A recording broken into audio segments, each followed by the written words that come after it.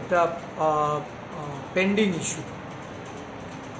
এই রাজ্যে ককবরক ভাষা এটা লিপি নির্ধারণের বিষয়টা রাজ্য সরকারের গোচর। রাজ্য সরকার লিপি নির্ধারণ করে এটা যদি এই রাজ্যে এই ভাষাকে যদি তারা ইমপ্লিমেন্ট করে, এই ভাষার বাস্তবায়ন করেন, তাহলে যারা এই রাজ্যের ভূমিপুত্র তাদের জন্য এটা একটা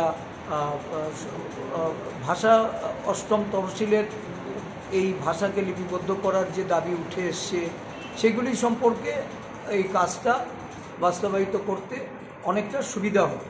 কিন্তু দেখা যাচ্ছে 2001 সালে কংগ্রেস দলের পক্ষ থেকে রোমান হরফে এই ভাষা লিপিবদ্ধ করার জন্য সেখানে আমরা আমাদের কনসার্ন আমরা রেখেছি।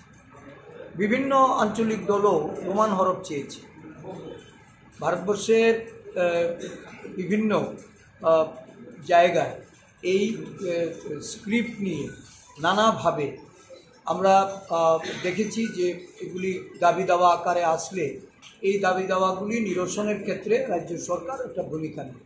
কিন্তু আমাদের রাজ্যের আগের সরকার বা বর্তমান সরকার কেউই এই ভাষা নিরূপণের ক্ষেত্রে যে স্ক্রিপ্টকে ফাইনাল করা সেটা কোনোভাবেই তারা করেনি বলে আজকে এই ধরনের আন্দোলন হচ্ছে।